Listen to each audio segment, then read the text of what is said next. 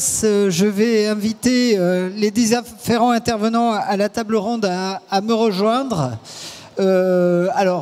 Madame Feiss, de la RS Île-de-France, en charge de la direction de l'offre des personnes en situation de handicap, si je ne m'abuse. Allez-y, excusez-moi. On va laisser tout le monde s'asseoir. Bonsoir. On est 7. Donc normalement, il y a une chaise pour tout le monde. On a compté.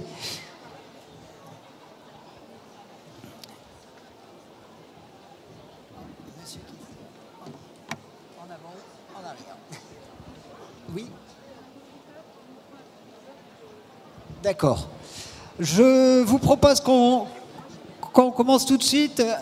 Petit point de programme rapide. Donc, table ronde. Après, Monsieur Lafort viendra pour faire un petit peu une synthèse de nos échanges. Et on enchaînera tout de suite à 18h avec William Tevio qui fera un récital de piano pour clôturer cette journée. Voilà, on est parti pour notre table ronde sur la coordination des parcours. Alors pourquoi une table ronde sur la coordination des parcours? Je crois que cette slide arrive un petit peu trop vite. Excusez-moi. Je vois dans le retour que ce n'est pas bon. Ah mais non, c'est pas dans le retour, d'accord. Pourquoi cette table ronde sur la coordination des parcours? La transformation de l'offre dans le secteur nécessite un peu de repenser les différentes organisations existantes, hein, dans une logique, et ça a été évoqué, de responsabilité populationnelle partagée. Une logique qui repose en fait sur une étroite coopération entre les acteurs sur un territoire et une coordination des professionnels pour répondre à l'ensemble des besoins d'un seul enfant et aux besoins de chacun des enfants dans une logique de parcours. Donc cette responsabilité populationnelle partagée, elle relève d'acteurs du champ du sanitaire, du médico-social, du social et du droit commun pour répondre aux besoins individuels de chacun et dans une logique toujours de subsidiarité, puisque nous sommes dans une logique all-inclusive, c'est-à-dire en partant du droit commun et en allant progressivement vers les structures les plus spécialisées. Donc d'une logique un peu d'un établissement dans les années 60-70 qui avait vocation à répondre à l'ensemble des besoins des personnes, on est sur une logique de maillage et de coopération des acteurs et de coordination des interventions faites par les professionnels dans une logique où chacun est indispensable mais insuffisant pour répondre seul à l'ensemble des besoins d'une personne. Donc, l'objectif de cette table ronde est d'apporter aux participants des éclairages sur différents niveaux, les niveaux de coordination et leur déclinaison dans les territoires, et la coordination autour de la scolarisation des enfants en situation de handicap. Et pour ce faire, nous avons convié un certain nombre d'acteurs. Valérie Morin-Dulac, chef du bureau de l'école inclusive à la direction générale de la scolarisation. Charlotte Feiss, qui est responsable du département de l'offre pour personnes en situation de handicap à l'ARS Île-de-France. Christiane Jean-Bart, de la Haute Autorité de Santé, responsable du service recommandation de bonnes pratiques professionnelles. Anne-Sophie Lavaux-Rousseau, directrice déléguée à l'autonomie de l'offre de soins et d'autonomie de l'ARS Nouvelle-Aquitaine. Mais c'est une erreur dans mon slide, non? Oui. Madame Delay, directrice de la MDPH de la Gironde. Et Monsieur Kessler, directeur général de la page 33 et porteur du PCPE Trait d'Union. On le constate, il y a une émergence à l'heure actuelle de plus en plus d'outils de coordination dans le secteur du handicap et même plus globalement. Hein. On parle des PCPE que nous présentera M. Kessler, on parle des plateformes des troubles neurodéveloppement, des communautés 360, des PTA qui deviennent les DAC, les plateformes territoriales d'appui qui deviennent les dispositifs d'appui à la coordination. On peut rajouter à cela les groupes opérationnels de synthèse des MDPH, etc., etc. Il y a de plus en plus d'outils de mise en œuvre à la coordination, mais la première question qu'on peut se poser, c'est comment est pensée cette structuration des différents outils et comment ils se déclinent dans les territoires.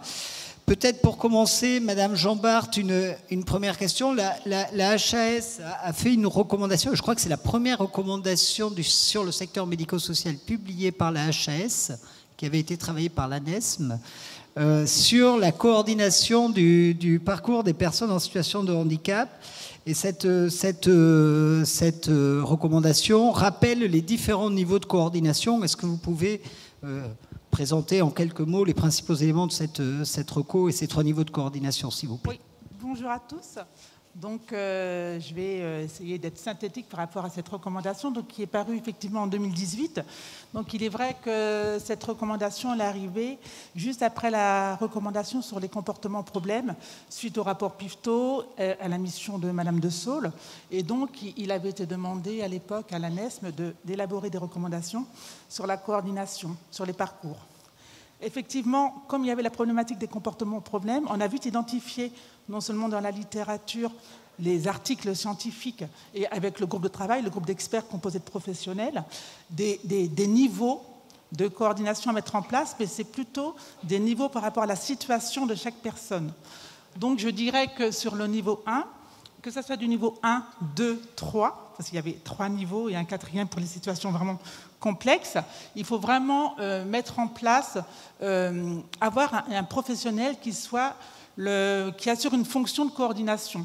Donc ça, dans les établissements, c'est vraiment important qu'il y ait d'identifier une personne qui assure cette fonction de coordination, et quand elle est sur le niveau 1, elle peut répondre, alors cette personne, elle va faire le lien avec, je dirais, avec la famille, avec la personne et avec le territoire. Si je vous dis territoire, ça veut dire que dans les recommandations, on recommande vivement de faire un diagnostic. Ce diagnostic, il concerne en interne quelles sont les ressources mobilisables, quelles sont les compétences des professionnels, parce qu'on sait qu'il y a des compétences, et par rapport à ces compétences identifiées, on est sur, évidemment, la personne. On regarde si les compétences du professionnel répondent aux besoins, aux attentes de la personne. Donc ça veut dire qu'à chaque niveau, le niveau 2, le professionnel qui assure cette fonction de coordination, il va également regarder comment lui se coordonne en fonction des besoins de la personne. Et ce qu'on veut dire, c'est qu'il faut vraiment être vigilant parce que par rapport à ces situations complexes, par exemple, il y a des transitions à mettre en place. Alors, on n'attend pas que la catastrophe arrive pour avoir des transitions à mettre en place. Je dirais, quand on parle de la personne, quand cette personne est en situation, je dirais, de comportement problème, une personne qui fait des crises, etc., eh bien, on a déjà pensé le plan de transition, et donc on parle de plan B. C'est-à-dire que dans les objectifs, dans le projet personnalisé, il y a, par exemple, objectif, et quand on n'arrive pas à atteindre cet objectif, ou bien quand on sent qu'on va être en difficulté avec cet objectif, on a un deuxième plan. Ça correspond exactement à ce qui se passe aujourd'hui dans le parcours scolaire. Ce qui a été mis en place, les étudiants, vous avez vu, au lycée aujourd'hui, sont obligés d'avoir des objectifs. Qu'est-ce qu'ils veulent faire en seconde? Ils sont obligés de déterminer déjà ce qu'ils veulent faire. C'est assez angoissant. Et on leur demande d'avoir un plan B pour ne pas se retrouver justement en rupture de parcours à la fin du processus. Donc ce que je veux dire, c'est que ces recommandations, elles sont vraiment faites. Dans ce modèle écologique, on est sur un parcours, le parcours de la personne. Dans le modèle écologique, très simplement, on a la personne, sa famille, et puis il y a l'environnement. Alors tout à l'heure, on parlait des obstacles dans l'environnement. Il faut qu'ils soient identifiés. Tous les environnements, que ce soit l'école, que ce soit le travail, que ce soit la société, le politique, etc., on se dit qu'une personne, elle n'appartient pas à l'établissement. Donc une personne, on fait en sorte de regarder quelles sont les interactions qu'elle doit avoir avec les différents environnements, quels sont ses besoins par rapport à la scolarité, par rapport... Voilà. Donc c'est vraiment comme ça, enfin je dirais que c'est un peu un changement de regard, un changement de paradigme. C'est comme ça qu'on peut voir ce qu'il faut mettre en place, évaluation de la personne, évaluation de ses besoins et les niveaux de coordination. Évidemment, la personne qui remplit la fonction de coordination, quand elle est sur des situations complexes, elle doit évidemment interagir avec la MDPH, interagir avec des acteurs qui sont vraiment spécifiques. Je continue ou... Non, mais je pourrais en parler pendant encore très longtemps, donc Alors, on va peut-être rapidement, peut-être ce qui est dit en anglais, le care, le case et management, et ces 3 niveaux différents, pour qu'on puisse éventuellement voir comment ça s'articule localement.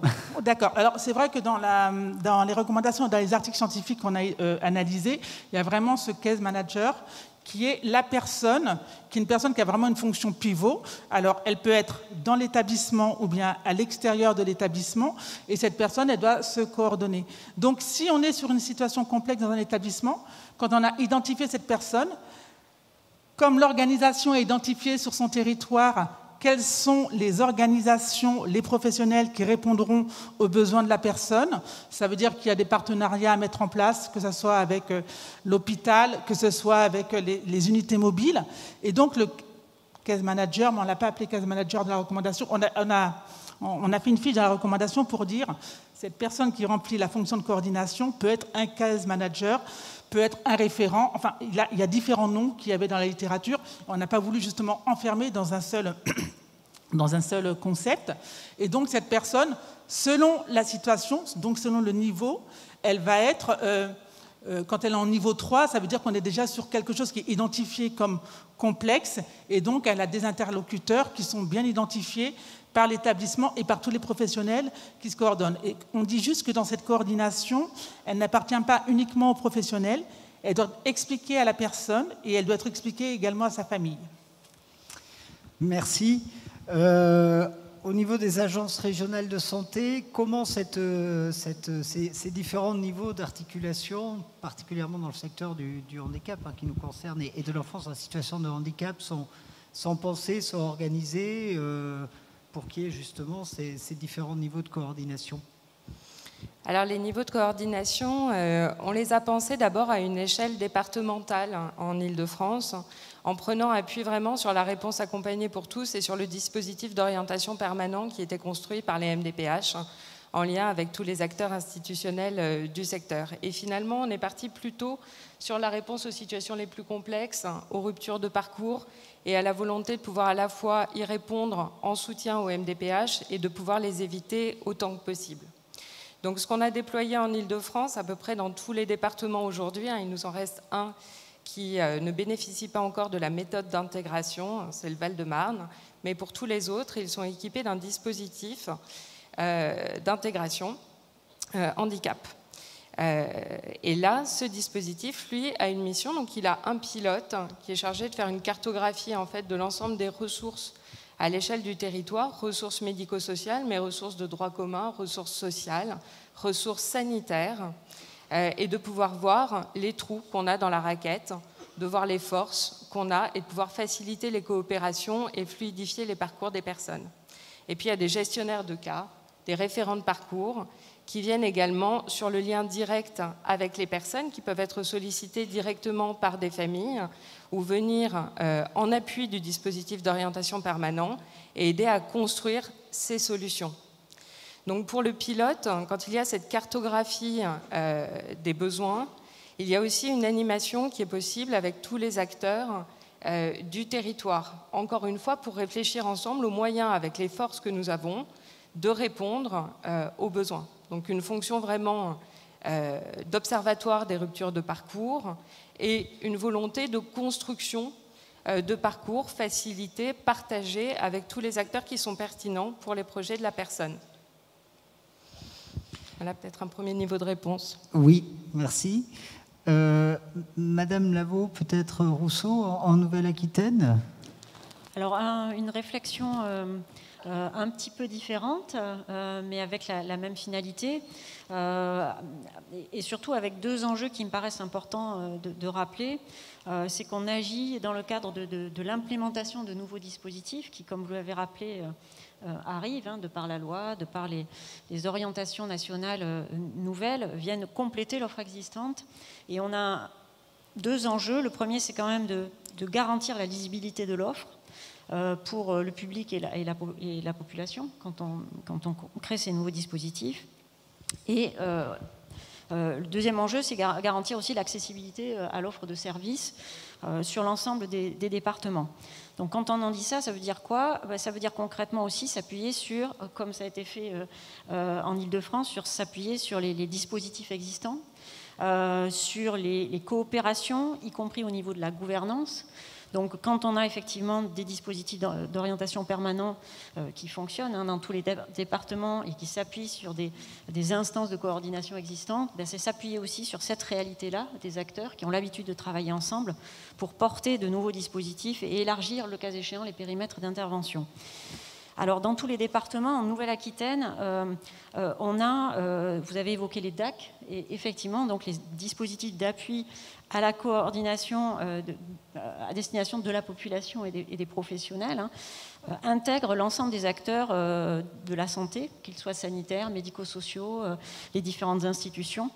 Donc, en Nouvelle-Aquitaine, c'est vrai qu'on a ce souci-là de s'interroger quand on doit déployer de nouveaux dispositifs sur le positionnement possible de ces dispositifs par rapport à l'existant.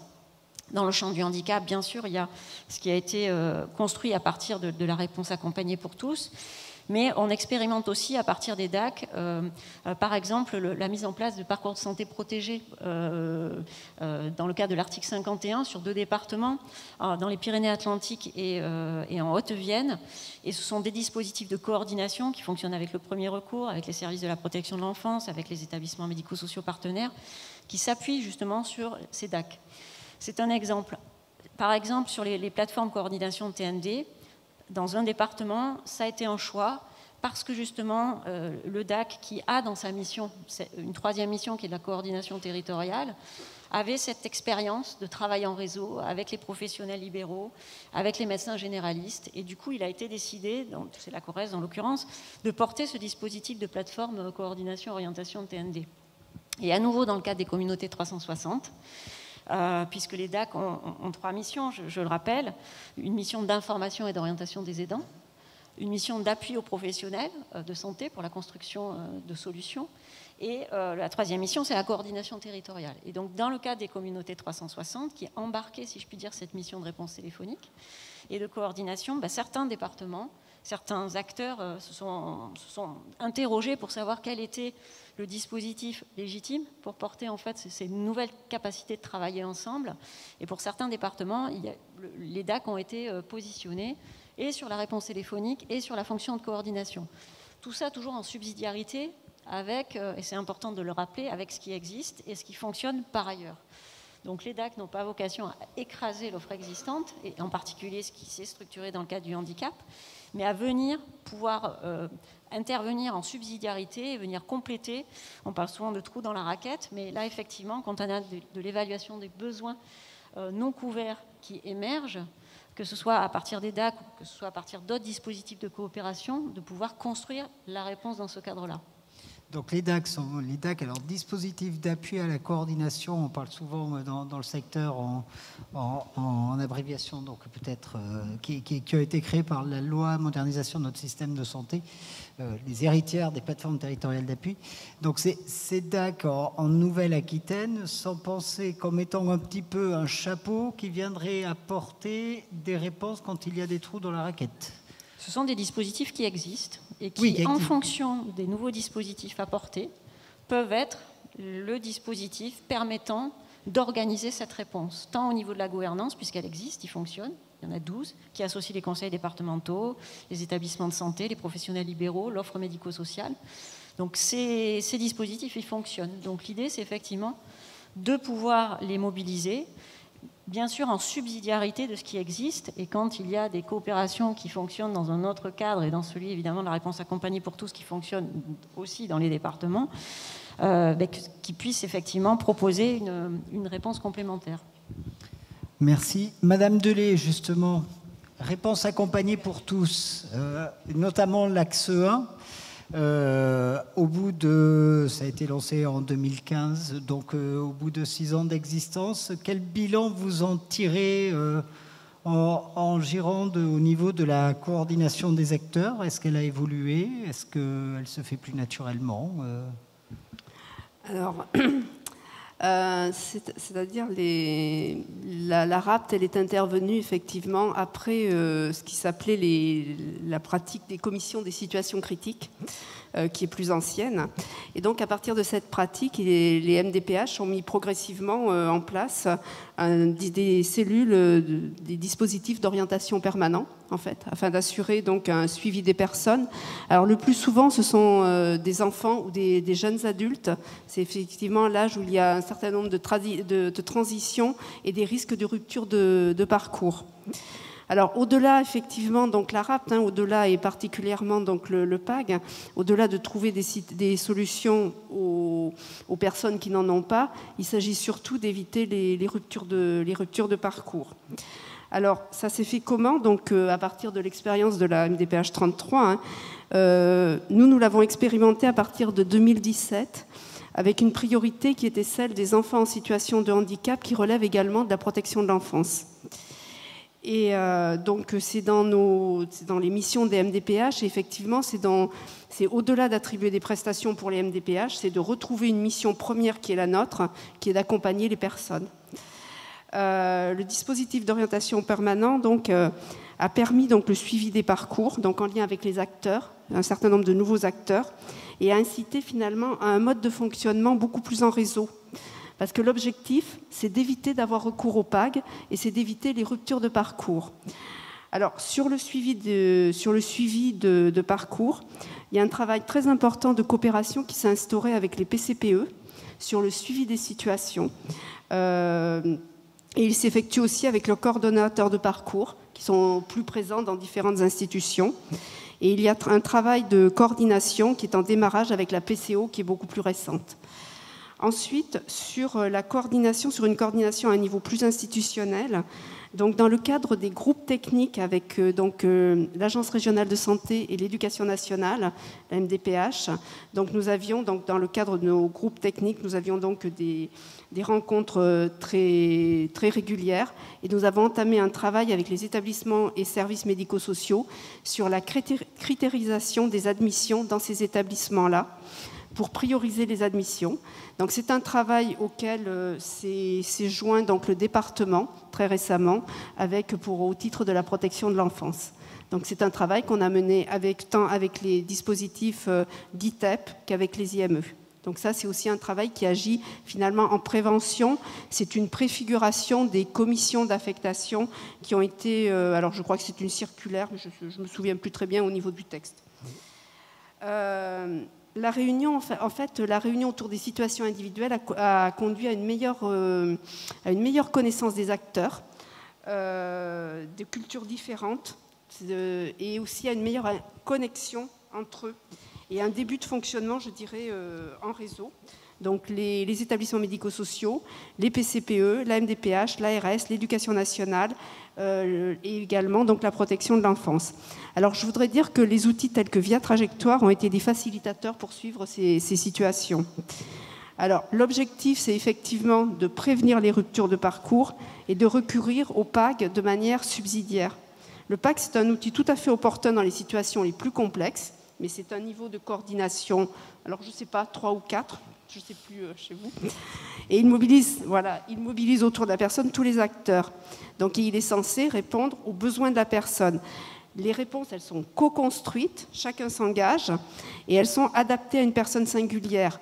Mais ce qui est intéressant dans le PAC, c'est que c'est adapté à une personne singulière, mais appelé à faire jurisprudence, parce que chacun est amené à faire un petit pas de côté, en fait.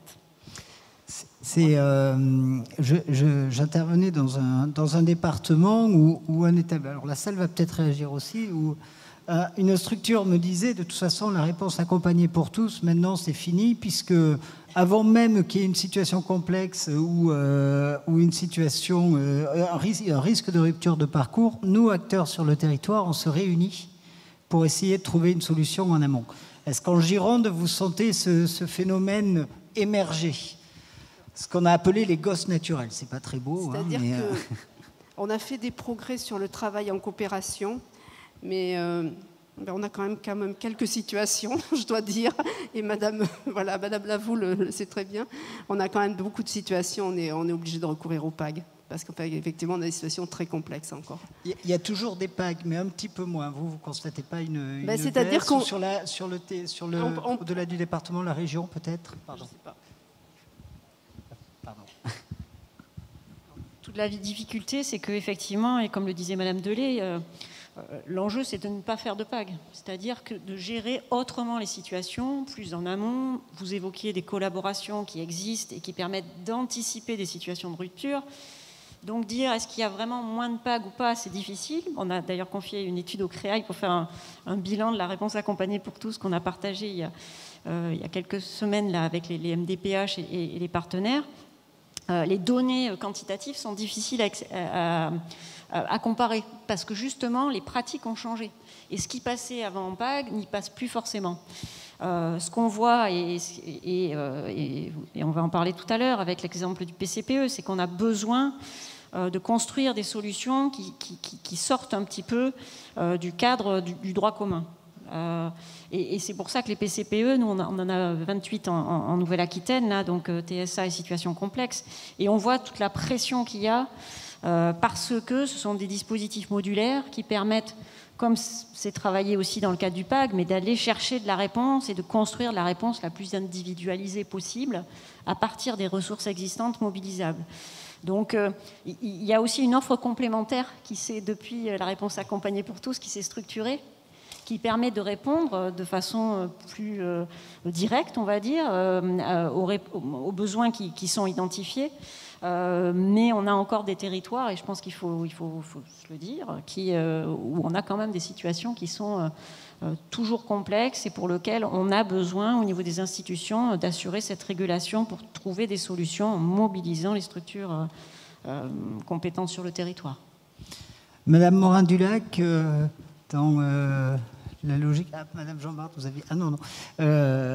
Au niveau de l'éducation nationale, depuis 2005, il y a le principe de la scolarisation au milieu ordinaire, mais on sent une accélération du mouvement, notamment avec la loi pour une école de la confiance de 2019, la création des PIAL renforcées, des équipes mobiles d'appui à la scolarisation. Comment l'éducation nationale travaille cette coordination avec les acteurs du secteur médico-social, alors que ce soit les CCED ou ces nouveaux outils qui émergent aussi dans les territoires, PCPE ou autres? Très bien. Alors, pour commencer, peut-être en direct lien avec ce qui vient d'être dit, la loi de la confiance, comme vous la précisiez juste à l'instant, met en place également les commissions spécifiques d'affectation qui permettent aux élèves sans solution en fin d'année. Alors, bien évidemment, c'est une commission qui ne se réunit pas au fil de l'eau, parce qu'on laisse ça sur ces situations critiques aux organisations déjà en place dans le cadre des PAG, par exemple. En revanche, en fin d'année, une fois que toutes les notifications ont été faites, une fois que les affectations ont pu être réalisées également, eh bien, cette commission peut se réunir afin d'essayer de traiter les situations les plus critiques. Et bien souvent, la décision, les choix qui sont faits et qui sont opérés à ce moment-là sont des choix de parcours multiples ou d'offres combinées pour que chaque élève trouve un peu d'espace dans les différentes structures qui pourraient lui être proposées. Alors, 400 000 élèves en situation de handicap scolarisés dans les établissements scolaires aujourd'hui, en cette rentrée 2021.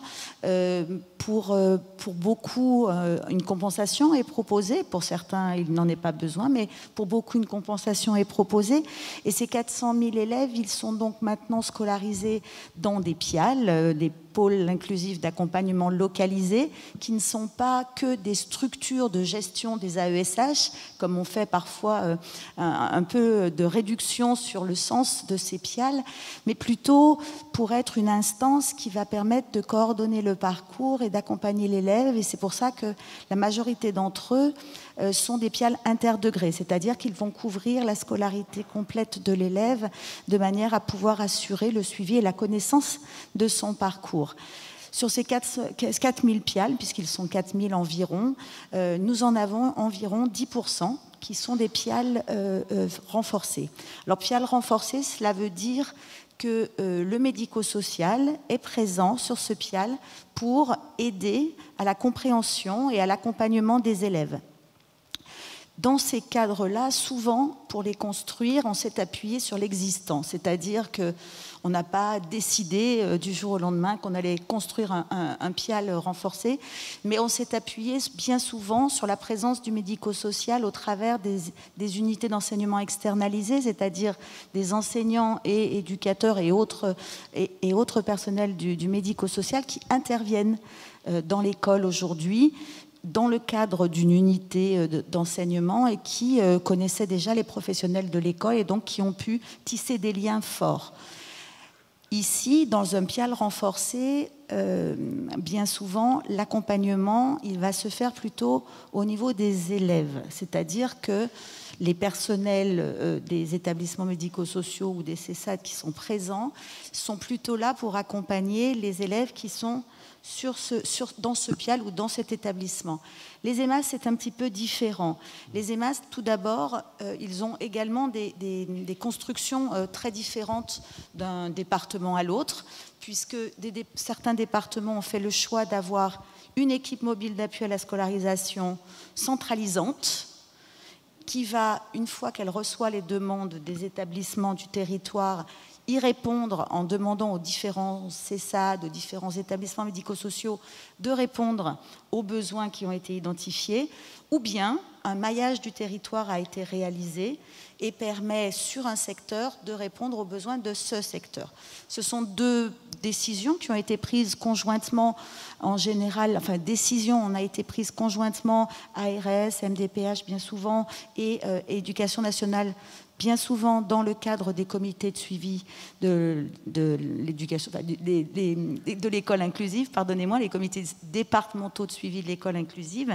Et dans ces comités, décision est prise de voir comment on s'organise, comment on réfléchit cette présence du médico-social dans les établissements, qui est très attendue, vraiment souhaitée par les enseignants aujourd'hui, qui voient dans cette présence un accompagnement pour eux, certaines réponses. Et quand on fait une implantation d'une unité d'enseignement externalisé ou quand on a un PIAL renforcé qui se construit, les enseignants sont généralement particulièrement preneurs de ce dispositif, dans la mesure où ils comprennent que cela va permettre d'accompagner les élèves en situation de handicap qui ont un CESAD par exemple de notifié, mais également qu'ils vont pouvoir en bénéficier de la compétence des personnels qui sont donc associés à l'établissement dans le cadre de la complexité de certains autres élèves pour lesquels ils n'ont pas forcément de solution dans le cadre de leur mission propre. Donc je crois que ça s'articule vraiment avec la mission de l'éducation nationale.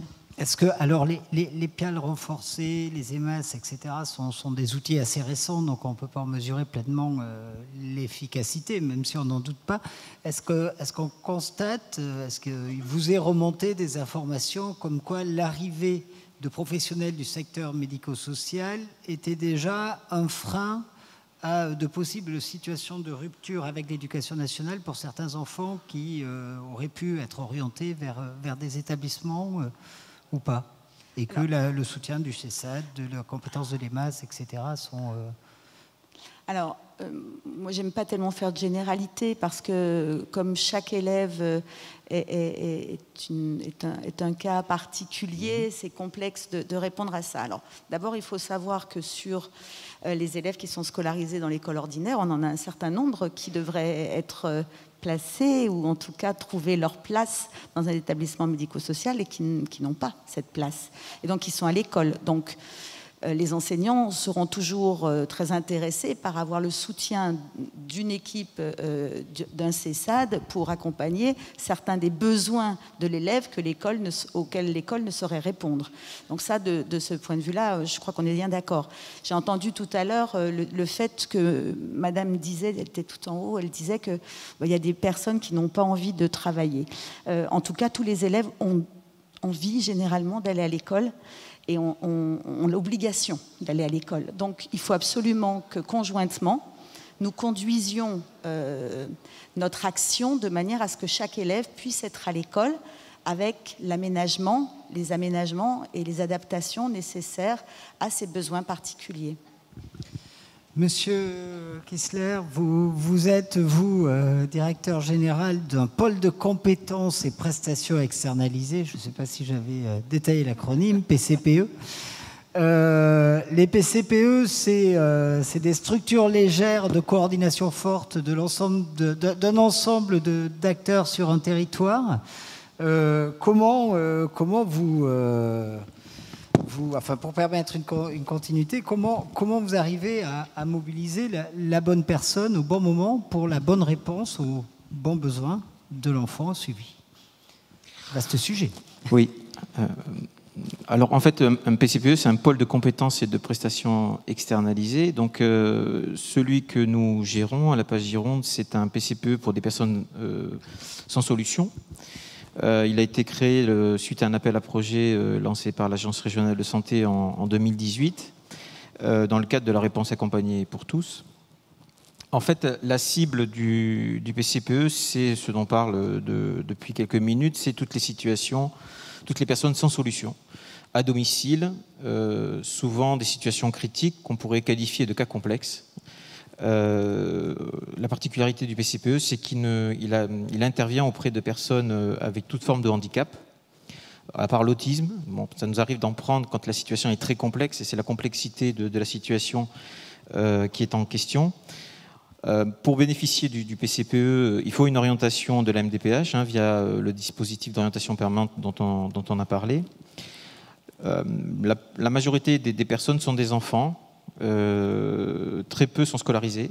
Sur les enfants de moins de 16 ans, on en a 7. Il n'y en a que 3 qui sont scolarisés, donc ce qui est quand même très peu. Ce qui fait que toutes les interventions se font à domicile. Donc structure légère, oui, mais c'est souvent c'est des solutions souvent que les parents vivent par défaut, parce que c'est les situations qui sont les plus compliquées que souvent les institutions, du fait d'un handicap complexe, n'acceptent pas dans leur structure. Donc sur le public, on a à peu près une trentaine de personnes que l'on accompagne en file active, donc avec des handicaps importants, du handicap rare, du polyhandicap, handicap moteur sévère, peut avoir de la trisomie, et souvent la particularité de ce public, c'est qu'ils ont des troubles du comportement. Donc ils se surajoutent au handicap important, et en plus de ça, ils ont souvent, les situations ont souvent des facteurs aggravants, souvent des problématiques de logement qui viennent régulièrement. Également, il y a pas mal de familles migrants, dont avec la barrière, avec le problème de la langue, qui souvent est une difficulté pour les parents. Puis également, ils n'ont pas forcément toujours les codes adaptés à notre administration, qui est souvent très compliquée. On le voit, on est quand même sur un système avec un millefeuille de solutions.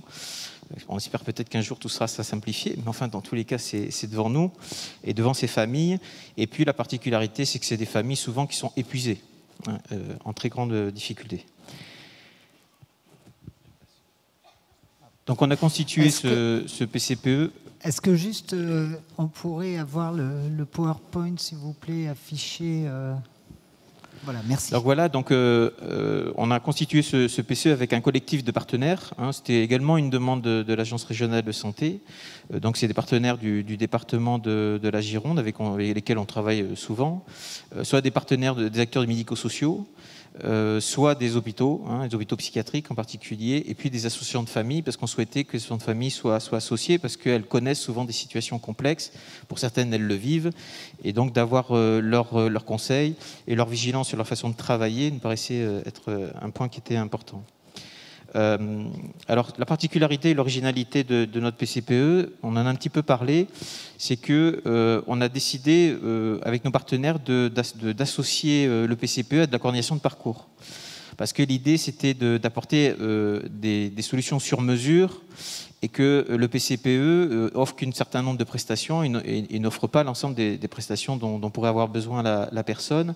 Et l'idée, c'était d'avoir une coordination qui permettait d'appréhender toute la problématique de la personne auprès de la famille et de travailler l'autodétermination de la famille, c'est-à-dire de la laisser pouvoir décider ce qu'elle souhaite, de faire ses choix, surtout qu'on intervient à domicile, et il est compliqué d'intervenir à domicile sans que la famille décide. Ce serait presque impossible de le faire. Donc du coup, ça a été nécessaire. Donc au niveau de la Page Gironde, on a créé un an avant le PCPE, un coordinateur de parcours cas complexe, hein, justement, parce qu'on voyait dans les commissions d'admission de nos structures plein de situations qui n'étaient pas prises en charge.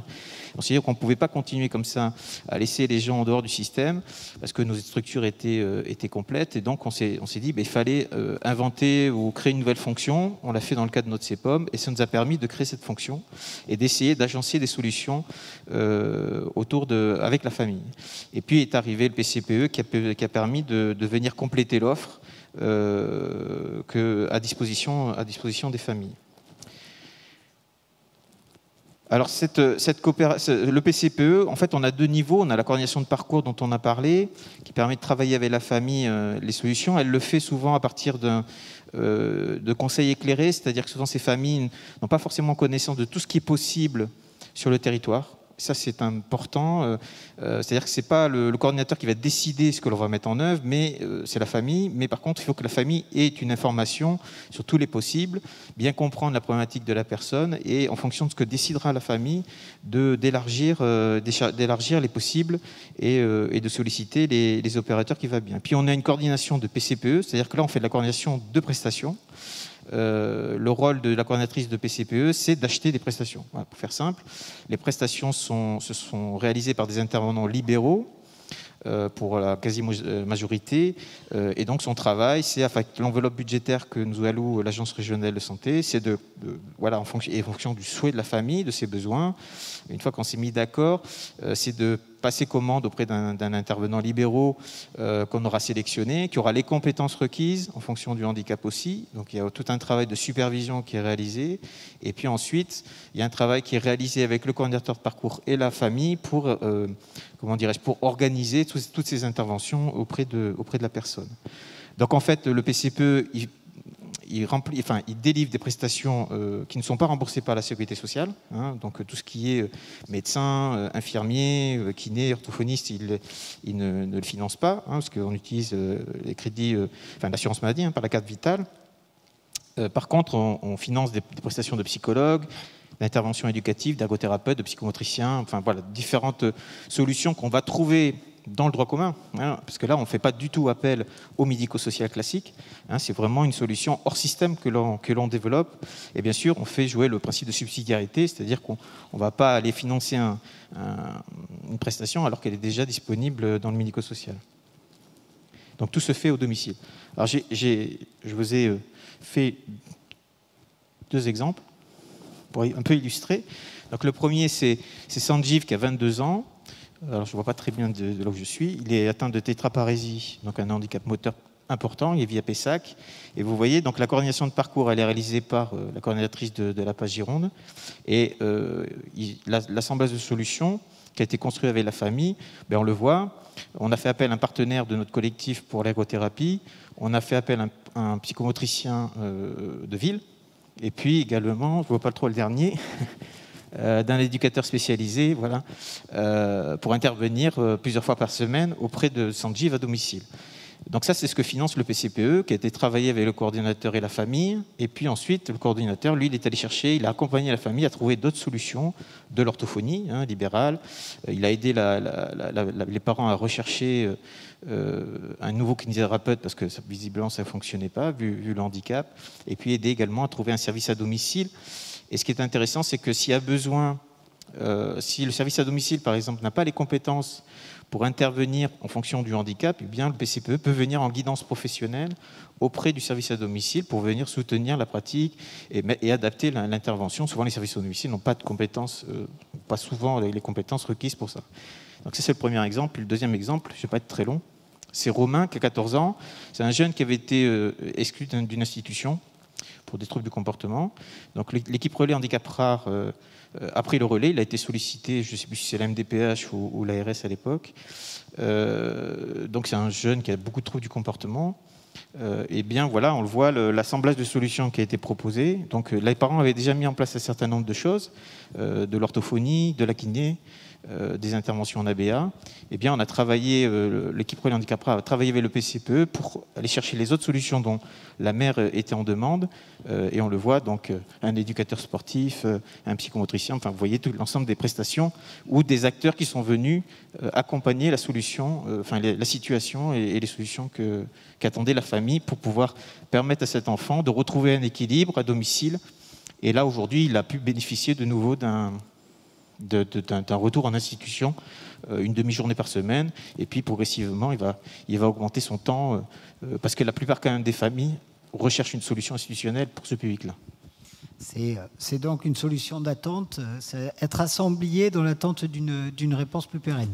C'est ça. Alors, en fait, ça se fait en fonction du choix des familles. Hein. C'est absolument pas les cordeaux qui décident. Hein. C'est les familles qui en font le choix. Il y a quelques situations où les familles considèrent que l'assemblage de solutions a permis de stabiliser la situation.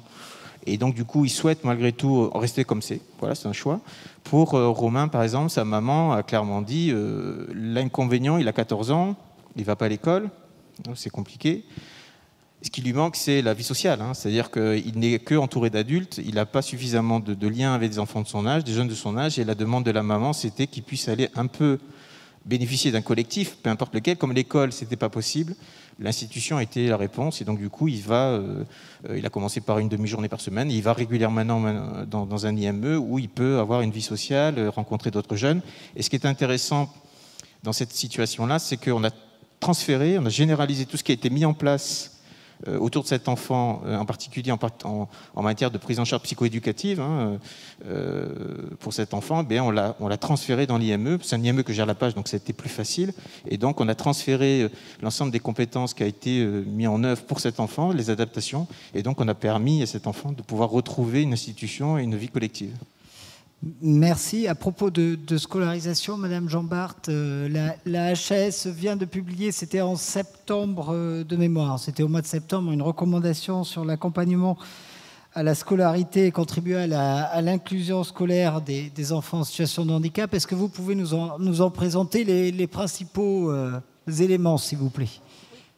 Alors, c'est une recommandation qui était très, très attendue. Peut-être rapprochez un peu votre micro, s'il vous plaît. Merci. C'est une recommandation qui était très attendue et donc ces recommandations sont sur les enfants en situation de handicap et également les enfants accompagnés par les dispositifs de la protection de l'enfance.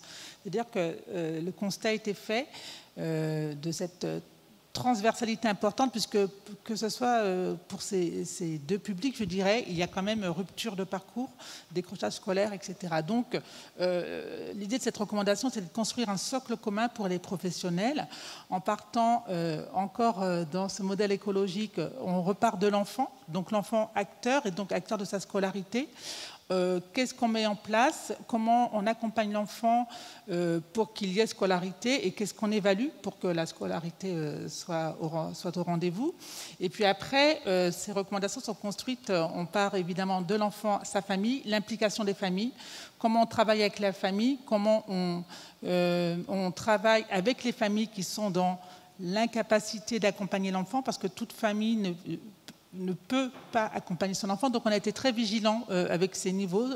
La famille qui s'implique beaucoup, quel est le professionnel du social ou médico-social doit vraiment s'ajuster à cette famille qui s'implique beaucoup, lui laisser la place et peut-être les besoins seront peut-être moindres. Et puis la famille qui ne peut pas s'impliquer, comment le professionnel du social et médico-social, justement, par rapport à cette famille, vient pallier et vient accompagner l'enfant avec plusieurs dispositifs, avec les ressources du territoire.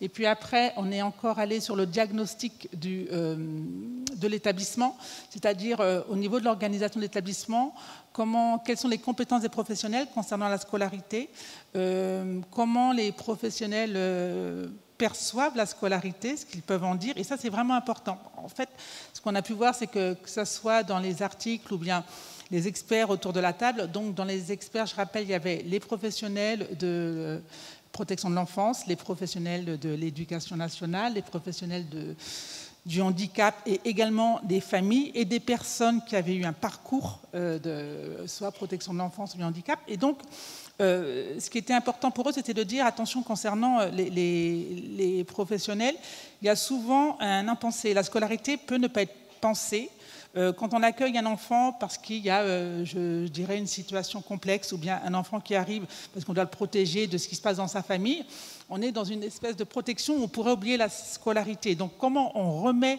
la scolarité comme un droit fondamental pour tout enfant, et comment on fait une évaluation des compétences des professionnels. Et puis après, évidemment, on était sur la communauté éducative, donc c'est construit un peu comme ça, la communauté éducative, dans laquelle les professionnels du social médico-social s'inscrivent. En fait, c'est toujours pensé dans cette coordination-coopération, le médico-social est acteur de cette coopération. Donc, cette communauté éducative, elle concerne les professionnels, évidemment, qui sont les travailleurs sociaux, mais elle concerne aussi, évidemment, l'éducation nationale, la ville. Il y a plusieurs acteurs comme ça qu'il faut identifier pour pouvoir travailler avec eux. Et je dirais que quand on est sur le parcours de l'enfant, pour qu'il soit vraiment acteur, si les recommandations la recommandent de reconnaître sa place. Cette question de rentrer dans l'école, elle a été vraiment travaillée au sein du groupe de travail. C'est comment le médico-social rentre dans l'école, quelle est sa place au sein de l'école, parce que ça, ce n'est pas simple non plus. Qu'est-ce qu'il peut apporter justement à des enseignants tout en respectant ce que l'enseignant met en place dans sa classe. Et donc tout ça, c'est développé dans les recommandations. Et d'ailleurs, il y aura un webinaire le 14 décembre concernant cette scolarisation des enfants. Merci pour ce quart d'heure publicitaire. Madame Morin-Dulac, justement, comment l'éducation nationale, la DGESCO, le ministère, c'est une recommandation qui s'adresse prioritairement au secteur médico-social, puisqu'elle vient de la HAS, mais comment l'éducation nationale va s'emparer de cette recommandation et va la diffuser auprès des communautés éducatives pour que les pratiques évoluent un petit peu aussi en miroir de celles qui est demandée au secteur? Dans un premier temps, effectivement, ce sont des recommandations qui sont parues en septembre dernier. Donc, on n'a pas encore déployé un grand mouvement de formation des enseignants avec ce support. En revanche, il faut que vous sachiez que depuis cette rentrée, tous les enseignants nouvellement recrutés bénéficient tous de 25 heures de formation à ce qu'on appelle l'école inclusive, même si moi, je n'aime pas qu'on sépare l'école inclusive et le reste de l'école, mais pour le moment, l'idée, c'est de pouvoir former les nouveaux enseignants à ces pratiques inclusives, à comprendre les besoins, et dans les supports et dans les éléments de formation, ce guide est présenté, donc il a été proposé aux INSPE, donc les instituts de formation, de manière à ce qu'ils puissent, dans le cadre dans ces 25 heures, il y a une partie partenariat, eh bien, ils pourront être formés et informés de l'existence de ce guide pour pouvoir le partager. La coopération, on ne l'a pas dit, mais je vais le dire, ça ne se décrète pas, ça se construit. Et ça se construit sur une culture commune. Des outils, comme Madame vient d'en présenter, sont des objets de culture commune et pourront permettre au personnel de justement pouvoir parler de la même chose et de se comprendre. Donc cet outil, nous on souhaite le valoriser dans la formation initiale comme je viens d'en parler, mais également dans le cadre des PIAL renforcés, et généralement, ceux qui font l'accompagnement de ce genre de développement de pratique, ce sont les inspecteurs dans le premier degré, les inspecteurs de circonscription, les IEN, ASH, bien sûr, ceux qui sont spécialisés et qui vont pouvoir apporter cette expertise et cette formation dans le cadre de nombreuses formations qui sont construites au niveau national dans des modules d'initiatives nationaux.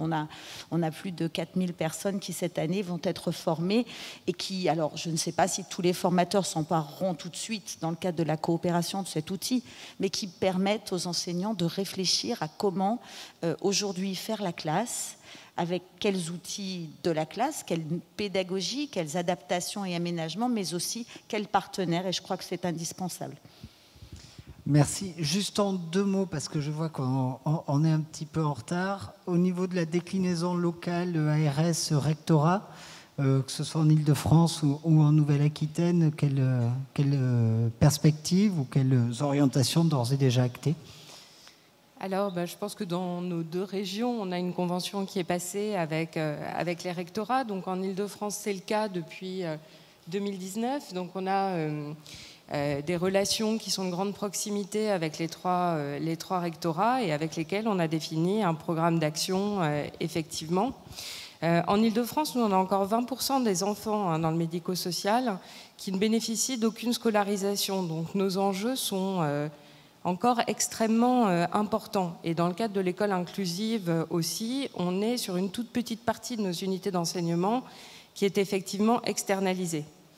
Donc même si on a depuis plusieurs années un programme de développement dans le cadre de la stratégie nationale pour l'autisme, dans le champ des TND, de déploiement des unités d'enseignement élémentaire autisme et maternelle autisme, ça reste encore un petit pas, mais c'est un pas. Moi, je voudrais rebondir sur la notion de culture commune, parce que tout à l'heure, quand on faisait le retour d'expérience de la crise, sur cette difficulté à se saisir aussi des recommandations qui tombaient, à les appliquer à ces craintes, nous aussi, en fait, quand les nouveaux modèles tombent, on a un petit peu de crainte sur la manière dont on les comprend bien, dont on les partage bien, dont on va savoir les implémenter de la même manière dans les départements et en même temps en respectant les dynamiques qui sont là. Donc cette culture commune, réfléchir autour des nouveaux modèles, avoir une appréciation partagée de la manière dont on va pouvoir les mettre en place, pour moi c'est la grosse avancée qu'on a eue en Ile-de-France. C'est-à-dire que non seulement on a mis en place les comités départementaux de suivi de l'école inclusive, c'était pas évident de les tenir pendant la période de crise, ils ont quand même été tenus dans tous les départements, et puis on commence à avoir une culture partagée sur ces nouveaux modèles qui émergent. Les équipes mobiles d'appui à la scolarisation, c'est tout neuf. C'est pour les enseignants, c'est pour la communauté éducative, c'est de manière très dérogatoire pour les interventions directes. Les PIAL, c'est tout nouveau. On n'a pas encore, nous, en Ile-de-France, la cartographie complète de ces pôles. C'est à développer. Et la notion de PIAL renforcée, là encore, elle est à préciser. Donc pour nous, on la fera avec l'appui du médico-social, évidemment, donc dans la proximité, en coordination avec ces pôles inclusifs. Et on se servira pour ça aussi des nouvelles mesures qu'on a pour le développement des CESAD qui nous permettront d'augmenter l'offre. Parce que derrière cette question du parcours, on voit bien tous les efforts qu'on fait pour répondre dans une logique de proximité aux besoins des personnes, l'équipe relais handicap rare, les PCPE, les dispositifs intégrés handicap, les dispositifs d'appui à la coordination, en essayant de ne pas faire trop de millefeuilles. On essaie.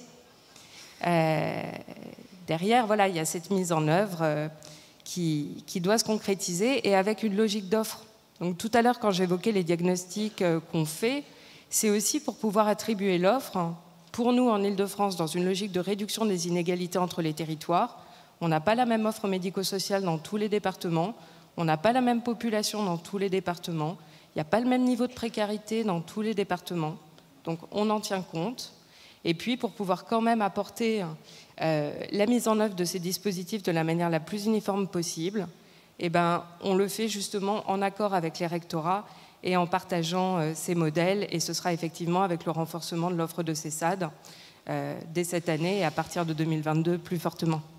Merci. Voilà. Juste, oui, madame, mais 2 petites secondes, pardon. Je vais essayer d'être très rapide. Donc, même dynamique en Nouvelle-Aquitaine, on avait une convention de partenariat depuis 2017 qui avait identifié quelques points de convergence apportés conjointement.